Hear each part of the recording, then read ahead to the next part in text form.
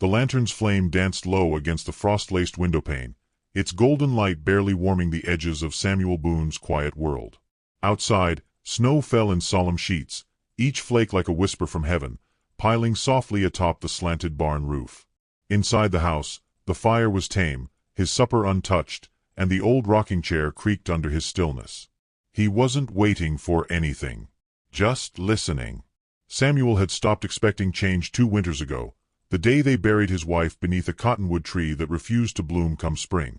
Since then, the ranch had run on quiet and routine: feed the horse, split the wood, drink his coffee black from a chipped enamel mug. There were no chickens anymore, no eggs to gather, no one to fuss about flour or speak of town sermons. Only the barn remained stubborn with purpose. That night, it was the sound that shifted him, the thud that didn't belong to wind or wood or snow. A low groan, as if the earth itself had stirred. He took the lantern and his rifle, stepped out into the blue-black cold where breath became fog, and the sky pressed down like a wool blanket soaked in sorrow. Snow crunched beneath his boots, each step careful, steady. When he slid the barn door aside, the hinges sang with rust, and the lantern caught shapes that did not belong.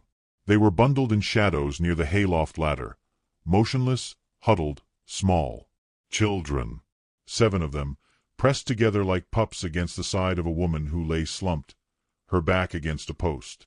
She didn't move, save for the flutter of breath on her cracked lips. Blood stained her sleeve. One child, a girl with dark braids and eyes too old for her face, met his gaze without flinching. "Please don't," she said. Just that. No begging, no explanation. Samuel stood there, rifle forgotten, lantern trembling in his grip. She looked like something out of a parable. A woman in tatters, surrounded by shivering young. Snow slipped through a hole in the roof and dusted her shoulders like ashes on a mourner. Her feet were bare. He took off his coat. Quietly, without a word, he stepped forward and laid it over the woman's body. The youngest boy began to cry then, a soft, hiccuped whimper, as if he had tried so long to stay silent but had reached the end of his strength. "Shiloh," the girl whispered, stroking the boy's hair. Samuel knelt beside the woman and touched her forehead. "Fever, but alive." "There's a fire in the house," he said, voice low, unused to company. "It's warmer there." No one moved. He turned and left the lantern, walked back through the snow, entered the house, stoked the hearth high, boiled water, cut bread thick and spread it with what was left of the apple preserve his wife had made their last autumn together. Then he waited, and they came. Not all at once, but in slow procession, like ghosts testing the edge of a blessing. The girl led them in, her chin up, dragging the wounded woman's feet across the floor as gently as she could. Samuel didn't help. Not because he wouldn't, but because he understood the sacredness of dignity, and how easily it broke beneath offered pity. One by one, they curled up near the fire, the youngest asleep before the warmth touched him. The woman, mother or not, was placed on Samuel's cot. He stood by the door, hat in hand, the fire crackling between them like a barrier of untold stories. "Who are you?" he asked. The girl shrugged. "Hungry." He nodded. "I've got stew. Not much, but hot." Another boy, freckled, sharp-eyed, eyed him like a coyote would a trap. "You gonna make us work for it?" "No." "Gonna call the sheriff?" "No." The girl looked at him hard then, like she was measuring his weight against her own weariness. "Then we'll eat." They did. In silence. It wasn't until the woman stirred, sometime near midnight, that the room shifted. Her eyes opened, and Samuel saw in them the flash of fear and shame. She sat up fast, clutching the blanket to her chest, breath ragged. "It's all right," he said gently. "You're safe here." Her lip trembled. "The barn." "You were freezing. I didn't know it was your land." "Still is," he replied. "Doesn't matter." She looked around, counted the children, her hands flying to each head in turn. "They followed me. You were leading." She blinked at him, then at the fire. "We won't stay long." "You will tonight." She said nothing more, only nodded. Later, after they'd fallen asleep on the rug, Samuel moved quietly through the room, covering thin shoulders with the quilt his wife had sewn, tucking a wool sock onto the smallest boy's foot. His rifle remained above the mantel, untouched. Outside, the snow deepened. Coyotes howled in the far hills. But the house was still. He didn't sleep. Not that night. At first light, he went to the barn to begin chores. The mare nickered softly as he passed. And there, beneath a wooden beam, he saw what had startled him the night before. The beam cracked where water had rotted through. A piece of the roof had fallen, the snow piling inside. "When snow falls through the roof," he murmured, "best patch it quick." He fixed it before breakfast, the sound of his hammer echoing into the cold morning. By the time he returned to the house, the woman was up, limping but upright, spooning broth into the smallest child's mouth. She didn't look at Samuel when he entered, only said, "Thank you." He set his tools down. "What's your name?" She hesitated, as if afraid to speak it aloud. "Nora." He waited. "The children, some are kin. Some just stuck with me. 7's a weight to carry." Her smile didn't reach her eyes. "They're lighter than loneliness." Samuel felt something stir in him then. Not desire, not pity. Just recognition. He offered her a mug of hot water with lemon peel. "I'm Samuel Boone. You're welcome here till the storm passes." She took the cup. Their fingers didn't touch. The girl with braids, older than the others, maybe 12, watched everything from the corner. "We've heard men say things like that before." Samuel met her eyes. "Then I reckon you'll know soon enough whether I mean it." She nodded once, slowly. A truce. By noon, Nora was washing the floor with a rag she'd stitched back together from torn fabric. The children played with carved wood animals Samuel had long since packed away.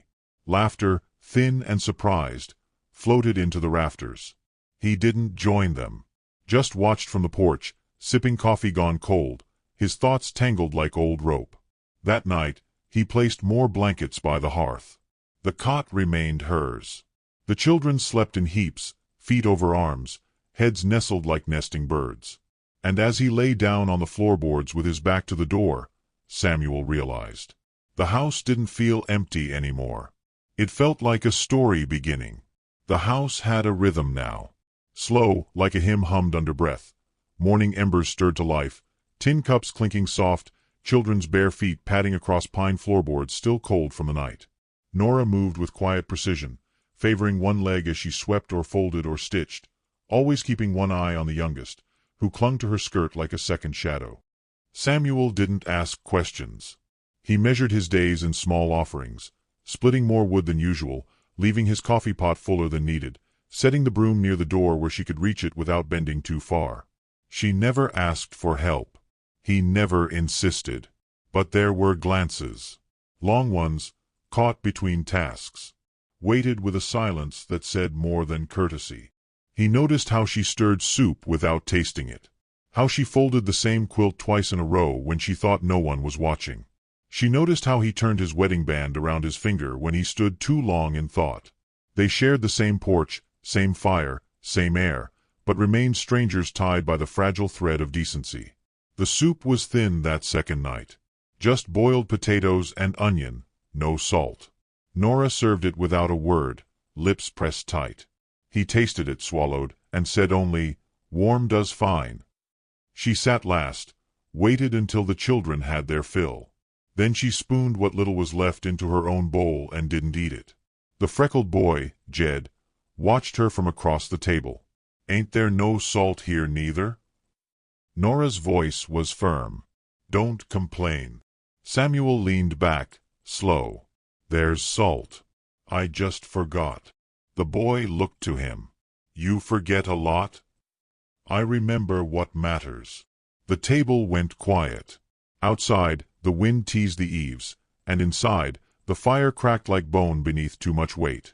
Nora's eyes lingered on the pot for a long while before she rose and carried it to the basin. She didn't cry, but her hands shook. The next morning, Samuel found her kneeling beside the hearth, scrubbing the soot from the bricks with a rag no bigger than her palm. Her bandaged hand pressed too hard. He set down the bucket he was carrying. "You don't need to do all this." She kept scrubbing. "I do." "Why?" "Because this place don't feel borrowed when it's clean." He didn't argue. By midweek, town had noticed. It started with Miss Agatha Winslow, who caught sight of the children's socks hanging from Samuel's fence like mismatched flags of some scandalous new nation. She leaned on her parasol and squinted, her lips tightening like string around a gift she was eager to deliver, wrapped in judgment. By evening, the blacksmith's daughter whispered it at the feed store. "He's housing a woman and 7 children like it's some sanctuary." The banker's wife added color, said the woman wore no shoes, claimed she saw the youngest girl carrying firewood like a servant. The town hadn't cared about Samuel in 2 years. Now, they all remembered his name. Pastor Silas Harper, broad-shouldered and soft-eyed, received 3 letters that week, each concerned with the moral temperature of the Boone household. He read them by lamplight, folded them neatly, and said nothing. But Samuel noticed eyes on him in town. He caught murmurs behind prayer hands at the general store. No one said it outright, but every glance carried the weight of what people think they'd do better if grief hadn't made them so righteous. When he returned home one afternoon, he found Nora seated on the porch, mending a boot with a thread looped through the eye of a rusted needle. Her knuckles were red, raw from scrubbing. "There was a woman in town," she said without looking up. "She turned her face when I passed." He sat beside her. "Miss Winslow thinks God watches through curtains." Nora gave a faint laugh. "She's wrong. God watches through eyes like yours. Quiet men who let strangers sleep under their roofs." Samuel didn't answer. He watched her fingers work the boot leather, slow and stubborn. A long silence passed. She broke it with a question that wasn't really one. "I'll leave when the snow melts." He nodded, though something in him recoiled at the thought. "You don't have to go." She kept stitching. "You'll want to marry again." "I already did," he said. "She's in the ground." That was the end of it. The thread snapped in her fingers. Inside the house, one of the children began to sing. A low, wandering tune, no words, just hums and sighs and the occasional call of "Mama." Nora's eyes glassed, but she blinked it away and stood. Later, he found her in the barn, tending to the children's makeshift sleeping area. They'd lined crates with straw, turned saddle blankets into mattresses, and nailed a patchwork curtain across the open slats. It wasn't comfort, but it was order. The girl with the braids approached Samuel near the stall. "Ma says we'll leave soon. But we ain't got nowhere else." He looked down at her, 12, maybe 13, face already learning how to hide emotion. "You think I want you gone?" She hesitated. "People in town do." "I'm not the town. You're just one man." He nodded. "Sometimes that's all it takes." The girl studied him like she was memorizing his silhouette. "You talk like a book. My wife liked poetry." She said nothing more, just went back inside. That night, the soup was thicker. She'd found flour somewhere, and he'd added salt. The children noticed. They didn't say anything, but they licked their bowls clean, and one of the boys offered a clumsy, "Thanks, mister." Nora smiled, faintly. "He's called Samuel," she said. It was the first time she'd said his name. After dinner, Samuel stepped outside and watched the stars bloom above the hills. The frost bit sharper now, the wind less forgiving. But something in the air had shifted, like the house itself was bracing for a new shape. She joined him on the porch, wrapping a blanket over her shoulders. "You've been kind," she said. He nodded. "You've been strong."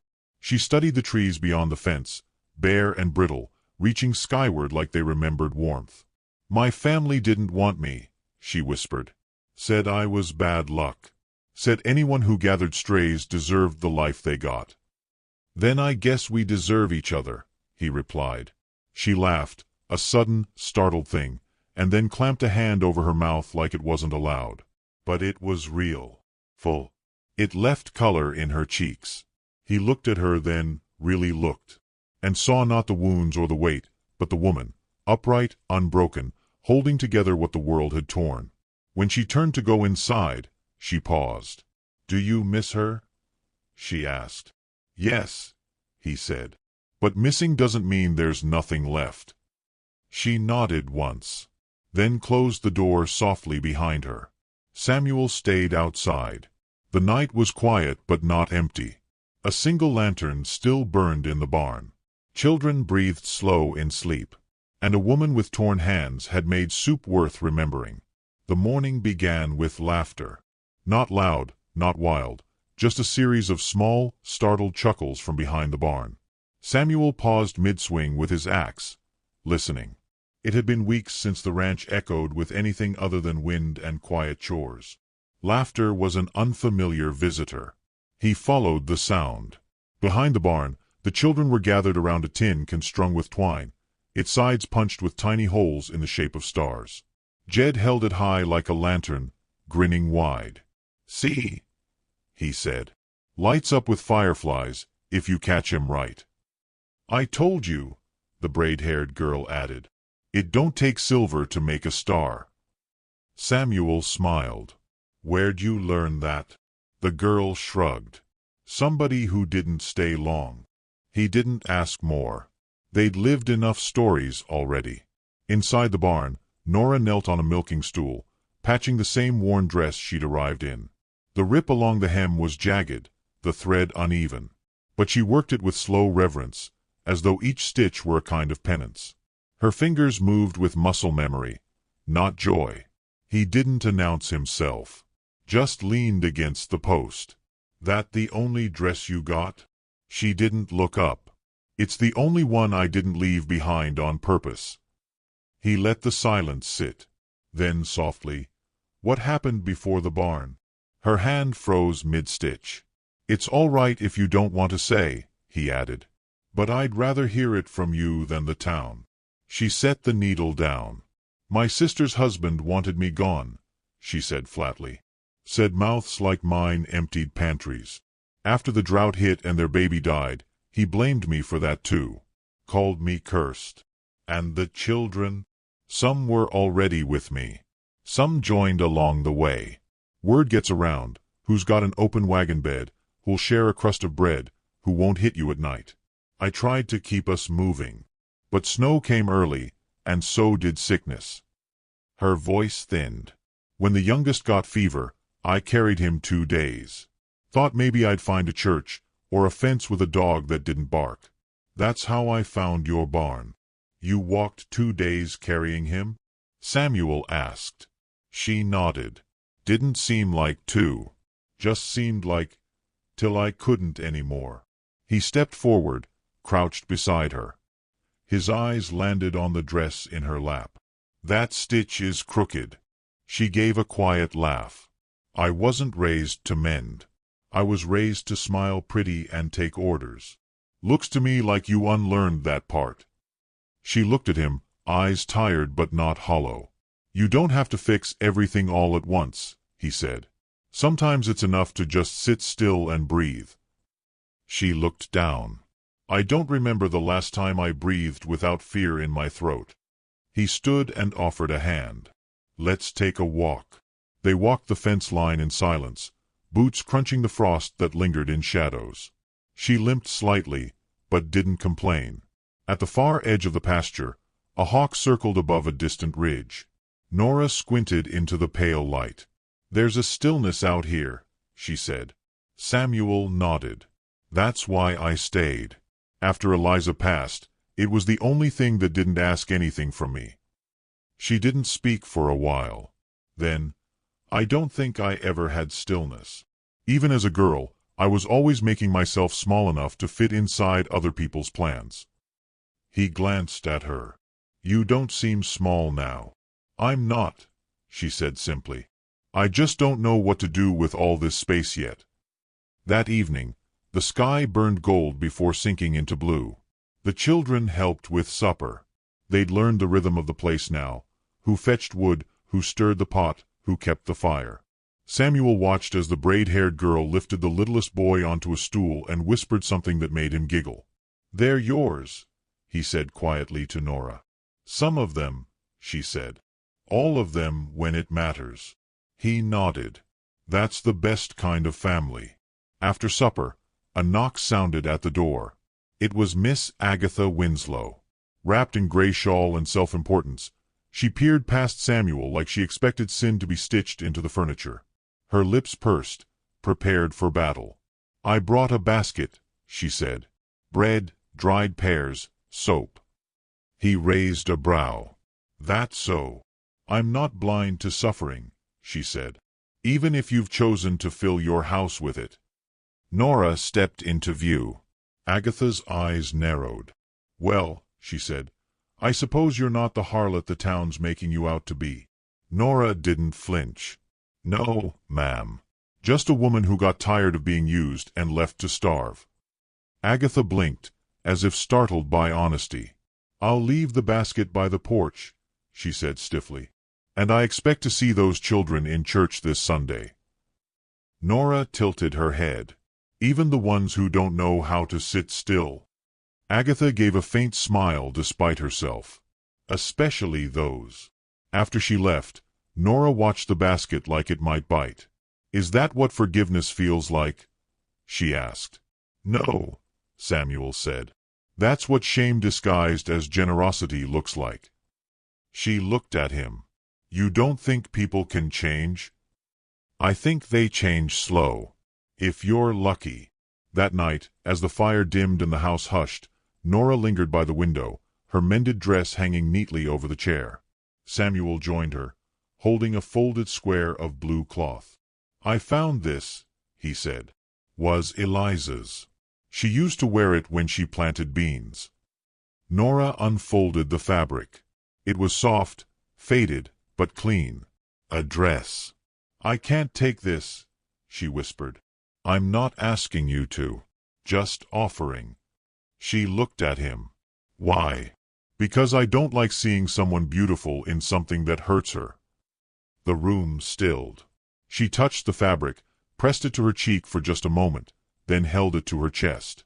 In the morning, she wore it. The children noticed first. "You look like a picture book lady," the youngest declared.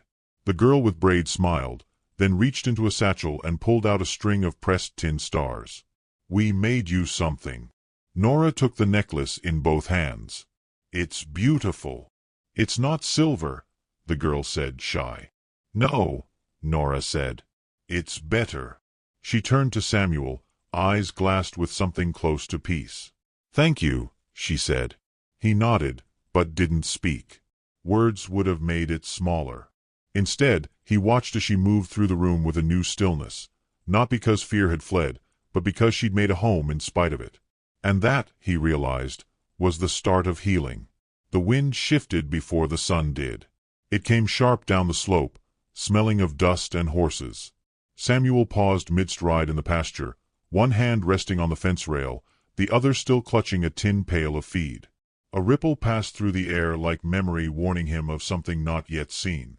By the time he reached the porch, the dog was growling low and steady. The children, who had been chasing each other around the yard with ribbons of old cloth, froze like deer in brush. Nora stepped out of the barn doorway, her hands still dusted with flour from kneading bread. Her face lost color.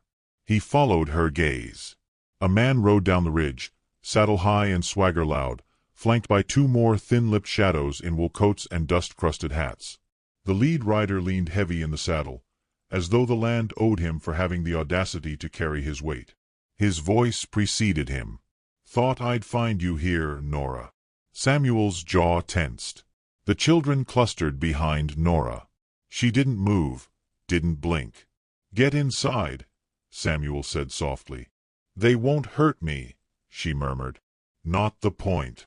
She turned, gathered the children with a gesture, her face empty of emotion. The girl with the braids stood her ground a beat longer than the others, staring at the approaching riders with narrowed eyes. Then she followed. Samuel stepped down from the porch.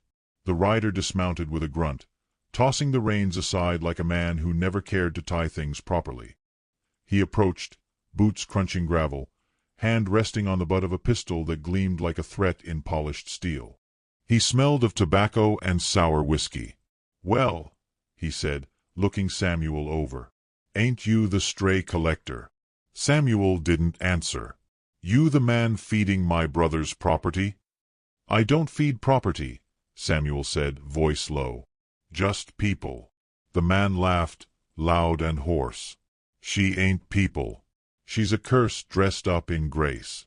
Always pretending to be righteous while running off with what ain't hers." "She walked away." "Did she?" The stranger's grin twisted.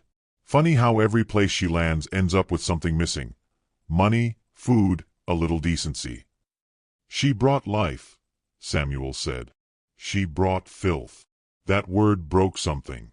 Samuel stepped forward, and for the first time, the man's hand tightened on his pistol. The two others flanked out, circling like wolves scenting blood. "Touch that gun," Samuel warned, "and I'll bury you with it." Silence snapped tight around the words. The man licked his lips. "I just want what's mine. She's not yours, and never was. She married my brother. She bore his name." "She bore your shame," Samuel said. The stranger's grin faltered. Nora's voice rang out behind them. "Isaac, go home." The man turned. "You still think you got a voice?" After dragging 7 mouths across the territory like stray dogs. "They followed me because I fed them," she said, "and because I never raised a hand. Charity ain't the same as worth." Samuel stepped between them. "You've got 5 seconds to leave." Isaac smirked. "Or what? You'll see your own back from a shovel." The tension cracked. One of the riders twitched, and Samuel reached for his own side. Not a gun, but the handle of the hatchet still tucked in his belt. The threat wasn't in the weapon. It was in the way he held himself, unafraid, unblinking, ready. Then the door opened again. Pastor Silas Harper. He walked up the path slow, calm, in his Sunday coat and work boots, hat in hand. His eyes took in the scene, Nora clutching her shawl, children's faces pressed to windows, Samuel coiled like spring steel, Isaac seething. "Gentlemen," Harper said. Isaac scoffed. "Reckon I didn't come for a sermon." "You came to the wrong house, then," the pastor replied. Isaac glanced sideways, calculating. "This about God? No. This is about decency. I came for what's owed." The pastor's voice lowered. "And you think screaming in front of children, pistol cocked, makes you right?" Isaac stepped back slightly. "She ran. She don't get to pretend she's innocent." The pastor's gaze didn't waver. "Innocence isn't the question. But the Lord watches how a man handles power." Samuel stepped forward again. "Your time's up." Isaac's hand hovered near his weapon, indecisive. And then came the sound. Boots. The children. One by one, they stepped out from the house. Not running. Not hiding. They stood beside Nora, tiny shoulders squared. The braid-haired girl moved to Samuel's side, chin lifted. Isaac stared at them. "What's this supposed to mean?" "It means they've chosen," Pastor Harper said. "You want to make orphans out of them?" "No," Samuel said. "I want to make them a home." Isaac stared, nostrils flared, then spat on the ground. "You'll regret this," he said. Samuel shrugged. "I've lived with worse regrets." Isaac mounted his horse. "You're soft. That's what she saw in you." "No," Nora said. "He's kind. Something you wouldn't recognize." Isaac's glare snapped toward her. "Last chance. Come with me and I'll forget the rest." "I already did," she replied. He snarled, pulled the reins, and rode off, dust rising like a curse behind him. The others followed without a word. When the sound of hoofbeats faded into silence, Samuel turned. Nora stood, arms loose at her side, shaking just enough for him to notice. Her eyes were wet. He didn't speak, just walked to her, placed a hand on her shoulder, and stood beside her until her breathing slowed. The children drifted back into the house. Nora stayed. "He used to beat his brother," she said. "When I stopped it, they both turned on me." "I'm sorry." I'm not. I'm free now. He nodded. Yes, you are. She looked at him. Why didn't you draw? Because I didn't need to. A soft laugh escaped her, half broken, half grateful. You're not what I expected. You neither. They stood together as the sun dipped low, casting gold across the land that had borne so much sorrow and yet, somehow, kept blooming. Inside, supper waited. Bread risen, stew simmering. Outside, the wind had changed again. And with it, the shape of their future. The morning rose slow, as if even the sun paused to listen. The sky above Boone Ranch was pale and wide, its edges smudged in soft gold. In the stillness before rooster or kettle, before boots touched ground or breath fogged the windowpane, Samuel was already awake. He stood barefoot near the fire, rubbing warmth into his palms, eyes on the barn. Something had changed. Not outside, but inside him. The night before, after the stranger left and the dust settled, Nora had sat by the hearth, silent as ash, her hands wrapped around a tin mug of broth gone cold. He hadn't tried to fill the quiet. He'd only sat beside her, their shoulders touching once, lightly, like a whisper passed in church. She'd looked at him then, eyes tired, tearless, but certain. If you asked me to stay, she said, I wouldn't run. He hadn't spoken, but his answer lived in the way his hand found hers beneath the blanket. Now, with dawn creeping softly across the floorboards, he moved through the house. The children were still asleep, their limbs strewn like flower petals after wind. The girl with the braids had curled against her sister, cheeks ruddy, hair like a veil over both faces. Nora wasn't in the house. He stepped onto the porch, breath blooming in the early chill, and saw her by the well, wrapped in his coat, staring at the mountains. Her bare feet pressed into frost-stiff grass, like she didn't feel the cold. You'll catch a cough, he called. She turned, slow. I wanted to see the day start, she said. I've never done that without dread in my belly. He walked to her, offered the boots slung over his shoulder. She didn't take them, just looked up at him. Samuel, she said, do you believe in second names? He frowned gently. How do you mean? A name you earn, not the one you're given. A name the world doesn't mock. He nodded. Some folks get called widow or bastard their whole lives, even when they outgrow it. I want to outgrow mine. You already have. A gust stirred the trees. She stepped close, resting her forehead on his chest. I'd marry you, she whispered, if you asked. He kissed the top of her head. By noon, the town had gathered. No bell had been rung. No letter had gone out. But when Pastor Harper's old mule ambled up to Boone Ranch, dressed in a dusty vestment robe, folks began to follow, half curious, half ashamed, all silent. Miss Winslow arrived with a loaf of cornbread and a prayer book held like a shield. The barn doors were open. Inside, candles burned along hay bales, soft light catching motes of dust that danced like blessings. The children were brushed and barefoot, their clothes patched but clean. The eldest held a wildflower bouquet, trembling just slightly. Samuel wore his wedding coat, wool, faded, still smelling faintly of cedar and tobacco. Nora stood barefoot in Eliza's blue dress. The hem was uneven. The neckline had been stitched tighter.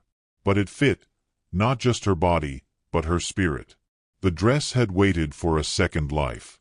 They faced each other, hands clasped, hearts bare. Pastor Harper said little. Just enough. Some vows come dressed in lace, he murmured, and some come from the silence between breaths, when one soul recognizes another as shelter. The children gathered in a half-circle, holding hands. The youngest sneezed.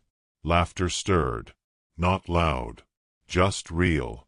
And when the vows passed, soft as wind through cottonwood, Samuel pressed his brow to Nora's and said, You're home. The guests did not cheer. But they did not leave, either. They lingered, silent witnesses to something that felt too sacred for applause. Even Miss Winslow found herself offering the cornbread to the eldest boy, who took it with both hands and said, Thank you, ma'am, as if the world hadn't once turned its back on them all. That evening, With the barn empty and the land bathed in the hush of twilight, Samuel sat on the porch, his wife beside him. His wife. The word felt strange, not because it was new, but because it fit. Like boots worn long enough to remember your shape. She rested her head against his shoulder. "I've never been this still," she said. "Me neither. I feel like I don't have to look behind me anymore." "You don't." A silence settled between them, but it wasn't empty. It was full of everything unspoken and understood. The children were inside, curled on quilts, bellies warm. The ranch, though still weather-worn and quiet, no longer echoed. There was laughter now. Steam from stew pots. Tin cans strung like lanterns above the barn door. The world hadn't changed. But the house had. And so had they. Nora reached into her pocket and pulled out the torn dress hem she'd patched weeks ago. "I kept this," she said, "to remind me where I started." Samuel took it, turned the fabric over in his hand. "Then let's bury it." She looked up. "We'll put it under the cottonwood," he said. "Same place I buried Eliza. Not to forget, just to begin again." Nora nodded. And they did. Under a sky soft with stars, with the wind rustling dry grass and candlelight flickering from the windows, they dug a shallow hole. Placed the scrap inside. Covered it with earth. No prayer was said. But a kind of peace took root. Later that night, as they lay beneath a single quilt, Nora whispered, "Do you think the world will remember us?" Samuel kissed her wrist. "No," he said. "But the children will." She smiled in the dark. "That's enough." And somewhere between midnight and morning, between what was and what could now be, the sun began to climb the ridge. Softly, like it, too, didn't want to disturb the beginning of a gentler story.